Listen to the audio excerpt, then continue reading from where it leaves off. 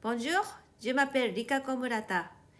Merci d'être venu visiter l'atelier musical du village, volume 7. Aujourd'hui, j'aimerais parler sur la couleur de son. Pourquoi la couleur est-elle si importante? D'abord, pour apporter de la variété dans la musique, mais aussi parce que la couleur influence la tension de la musique et peut provoquer l'émotion chez les auditeurs. Qu'est-ce que tout cela veut dire? C'est ce dont je veux parler dans cette vidéo. L'exemple le plus facile à comprendre, c'est la couleur de l'orchestre. Dans un orchestre, il y a différentes sortes d'instruments. C'est un rassemblement d'instruments. Chaque instrument a sa propre couleur, et si on assemble plusieurs instruments, le groupe devient très coloré. Un exemple qui n'est pas musical, c'est d'imaginer la montagne lorsque la saison des feuilles rouges arrive. Chaque arbre a sa propre couleur, et quand on regarde à distance, on peut parler d'art de la couleur, et on est envahi d'émotions très fortes. Eh bien, c'est vraiment semblable en musique. La couleur de l'orchestre naît du rassemblement de différents instruments. Si on revient au piano, le piano a la couleur du piano, le timbre du piano. Si vous me demandez d'obtenir différents timbres d'instruments piano, c'est strictement impossible. Vous êtes déçus, non? Rassurez-vous, je n'ai pas dit qu'il n'y avait pas de couleur. La caractéristique principale du piano est d'être polyphonique, c'est-à-dire qu'on peut gérer plusieurs voix en même temps. On gère leurs lignes mélodiques horizontalement, mais aussi leur superposition verticalement, c'est-à-dire les accords et donc l'harmonie. Il faut profiter de cela pour créer des illusions de couleurs. Vous comprenez qu'il faut une imagination très riche et une excellente technique pour créer cette illusion. L'envie, le rêve d'une couleur, c'est important, mais malheureusement pas suffisant pour le réaliser. Il n'est pas question d'aujourd'hui de tout montrer, mais je voudrais vous proposer quelques possibilités. Voici les premières mesures de la sonate de Beethoven opus 57, la Passionata. Je vais vous les jouer de deux manières différentes. Essayez d'écouter laquelle sonne la plus sombre.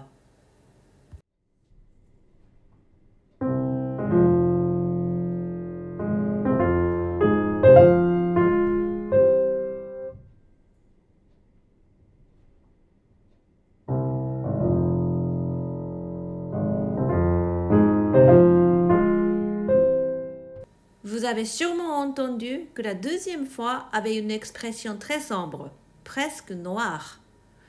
Quand vous avez comme ici un unisson, c'est-à-dire que les deux mains jouent les mêmes notes ensemble à différentes hauteurs et que vous désiriez donner un côté sombre, on peut parfois jouer la partie inférieure avec une sonorité plus épaisse, un peu comme si vous vouliez dessiner une ligne avec un crayon gras. Par rapport à ceci, qui souligne la partie supérieure, on ajoute une ligne plus épaisse en soulignant la partie inférieure. La différence est nette, n'est-ce pas?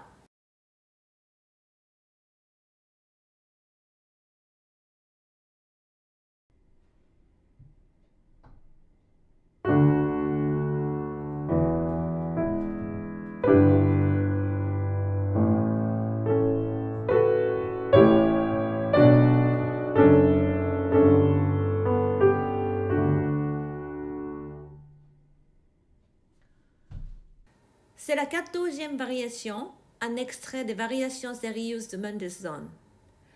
C'est la seule variation majeure de toute la pièce. Personnellement, je sens dans cette pièce un côté très religieux, un peu comme un cortège solennel. Pour obtenir cet effet, il ne faut pas utiliser un son mou comme ceci.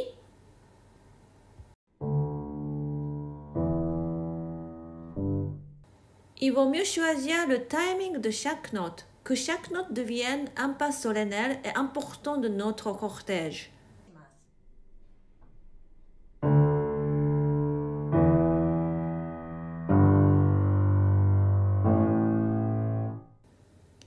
Et puis, pour avoir le côté choral, il faut que les accords sonnent très pleins.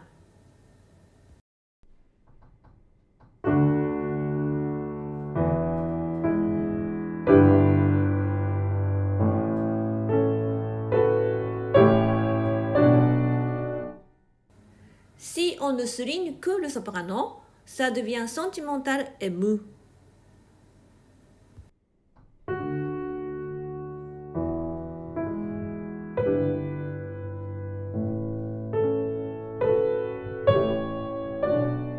Au lieu de cela,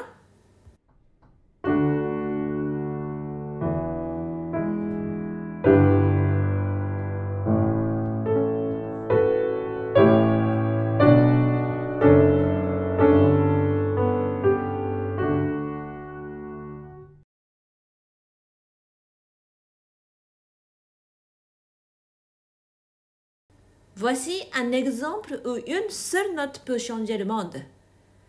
Il s'agit de la barcarolle de Chopin. Je vais vous faire écouter deux versions de la même mélodie.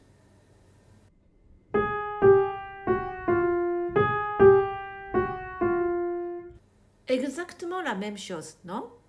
Mais l'harmonie change une note au milieu et tout à coup la mélodie change de visage. La première fois, l'harmonie est avec un La dièse. La deuxième fois, La dièse devient La bécard. Cela suffit pour changer complètement l'expression. Vous allez écouter.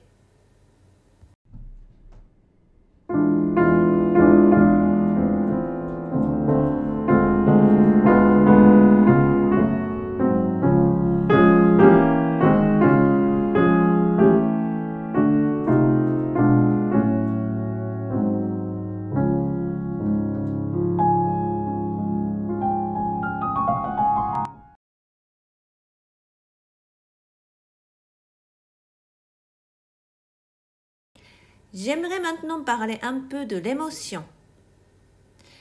On m'a dit souvent, je ne sais pas combien d'émotions je peux mettre dans les pièces de Bach, ou encore dans des pièces classiques. Mais l'émotion, ce n'est pas seulement quelque chose qu'on ajoute ou on met avec son âme. En regardant quelque chose de beau ou en écoutant une belle pièce, on peut être envahi par l'émotion. On reçoit l'émotion grâce à la beauté. Pour comprendre mieux, voici un exemple qui n'est pas en relation avec la musique. Parmi vous, il y a peut-être quelqu'un qui a été ému jusqu'aux larmes par un beau coucher de soleil ou par la contemplation de la majesté grandiose du mont Fuji. Bien entendu, ni le soleil, ni le mont Fuji n'ont fait quoi que ce soit pour provoquer notre émotion. Il paraît que Bach a aimé l'instrument appelé clavicorde, pour la raison que cet instrument, par la sonorité ou la manière de jouer, permet de mettre plus d'expression dans le son. Cela permet d'affirmer qu'il est faux de dire qu'on doit jouer Bach distant et sans émotion. Au contraire, il donnait beaucoup d'importance à l'expression. Mais dans ce cas, quelle sorte d'émotion? Un peu comme pour le soleil ou le mont Fuji, l'artiste doit présenter une pièce avec la beauté absolue et l'auditeur peut ressentir l'émotion par sa propre capacité à la recevoir. Au musée, le visiteur peut ressentir une émotion devant un beau vase. Il s'agit alors de leur propre émotion, dans la mesure où, bien entendu, le vase lui-même n'a pas d'émotion. Quand un artiste joue du Bach, sa mission est de présenter la pièce dans toute sa beauté. Cela veut dire qu'il doit maîtriser parfaitement tous les détails, chaque ligne mélodique, chaque harmonie, avec délicatesse et subtilité, pour pouvoir mettre en valeur et souligner la beauté pure contenue dans cette pièce. Comme pour le vase de tout à l'heure, il est inutile de mettre quoi que ce soit en plus passion, tristesse, agitation, etc. Si vous pouvez regarder cette musique de cette façon, vous pourrez probablement mieux approcher les pièces baroques. Avec distance et pas d'expression, ce n'est pas du tout la même chose.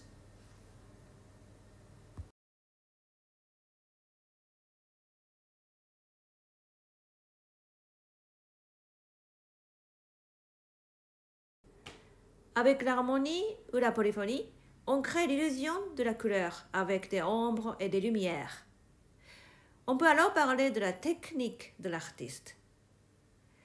C'est la même chose avec les dynamiques. Ce n'est pas toujours aussi simple, piano est moins fort, forte est fort. En fait, on peut parfaitement donner l'impression que c'est piano alors qu'on soutient le son.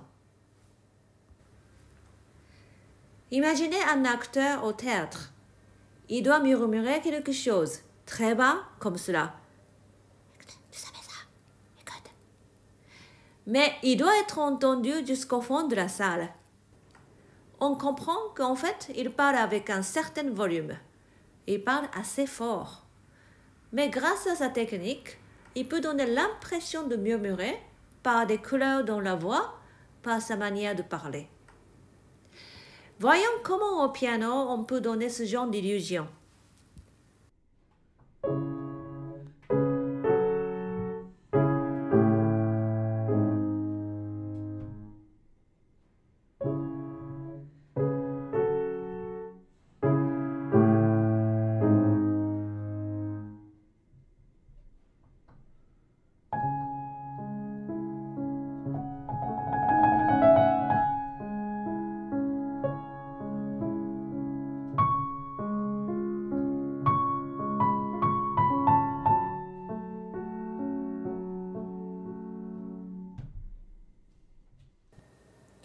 Chopin, Nocturne en do dièse mineur opus posthume. Dans cette pièce, la manière de gérer le son peut changer complètement l'expression. Je vais essayer de vous expliquer comment. Il s'agit d'un nocturne. On voudrait bien reproduire cette impression de silence, mais aussi de tension sans personne autour de nous.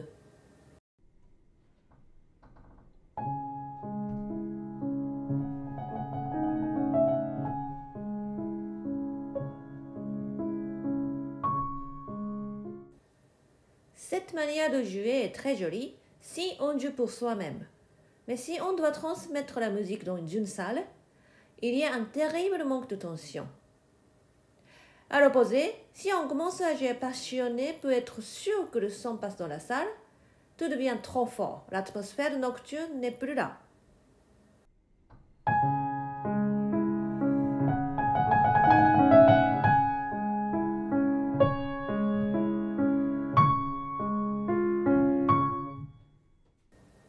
Impossible comme cela. Voici une version où la mélodie a la tension nécessaire, mais cela sonne toujours trop fort.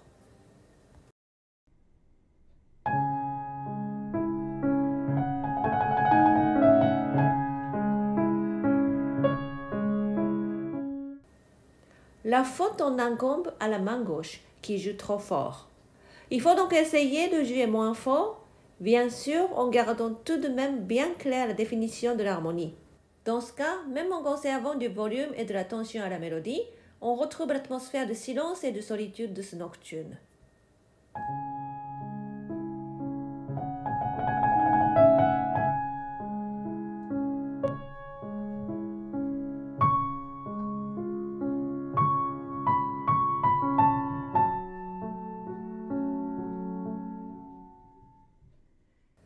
Si on ne parle que de dynamique, la main droite garde un certain volume.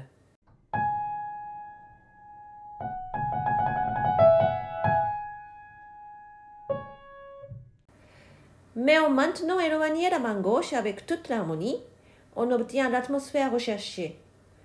Jouer piano ne signifie pas toujours de jouer tout le moins possible.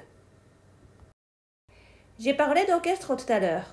Essayons de voir maintenant comment imiter quelques instruments de l'orchestre. On rencontre souvent le timbre du corps. Je trouve que cet instrument a une sonorité ronde. Pour m'en rapprocher un peu, j'utilise la sourdine tout en soutenant bien la sonorité.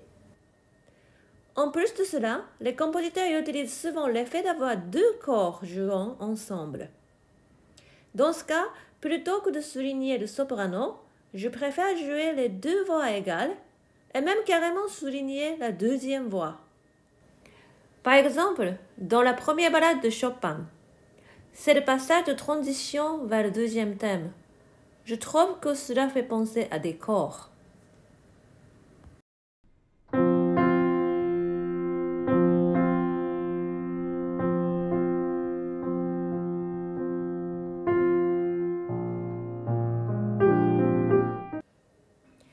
Si on joue que la partie supérieure, je trouve que cela ne sonne pas très bien.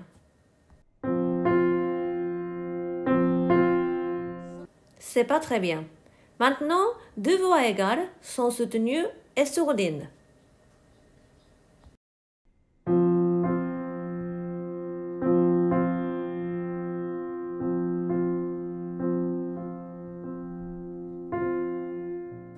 Quelque chose comme cela. Quand on regarde jouer des harpistes, on a l'impression qu'ils caressent gentiment les cordes, qu'ils les effleurent. En réalité, ils doivent avoir des bouts de doigts très forts pour pouvoir pincer chaque corde pour qu'elle sonne. Pour imiter une harpe, il vaut mieux choisir une sonorité très précise, pas molle. Le début de la première arabesque de Debussy, par exemple, j'imagine volontiers une sonorité de harpe. Voici deux exemples. Dans le premier, je vais jouer un peu vague et mou. Dans le deuxième, je serai plus précise sur chaque note.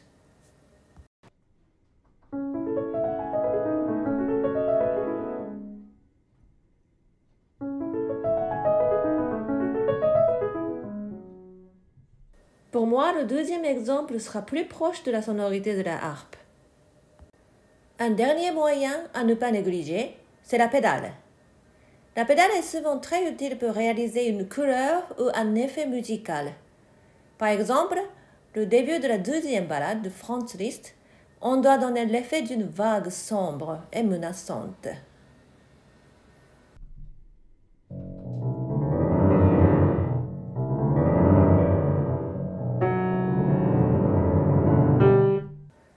Ce genre de vague. Pour obtenir cet effet, si on joue sans pédale, voilà le résultat.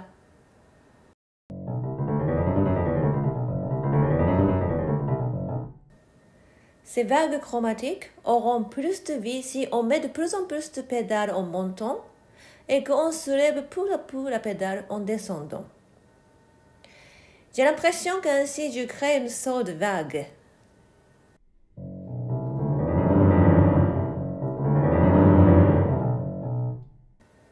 Aujourd'hui, j'ai essayé de vous parler de possibilités d'avoir différentes couleurs et timbres de son. Plus on cherche, plus on découvre la magie du piano. C'est amusant de chercher toujours plus loin. Si j'ai pu vous en convaincre avec cette vidéo, je serai très heureuse. L'important, c'est d'abord de développer la richesse de l'imagination, mais pas simplement par les mots. Essayez d'avoir de l'imagination par le son, écoutez beaucoup intérieurement. Puis, quand vous allez au piano, comparez la réalité avec ce que vous aviez imaginé et essayez de vous rapprocher au plus près de votre rêve. J'aimerais que ce travail de recherche vous apporte beaucoup de joie. Maintenant, chatouillez votre curiosité. Il paraît que Brahms, dans sa jeunesse, aimait beaucoup se promener dans la forêt à côté de chez lui. Il était toujours très impressionné par les sonorités de corps qu'il y entendait parfois. Et c'est pour cela que ses œuvres sont imprégnées de ces sonorités. Il y a même un trio avec corps. Il est vrai que dans les pièces pour piano aussi, on a l'impression d'entendre le son de cet instrument et cela évoque immédiatement la nature et la liberté de la forêt. Cela peut être intéressant de chercher cette sonorité au piano. À la prochaine fois!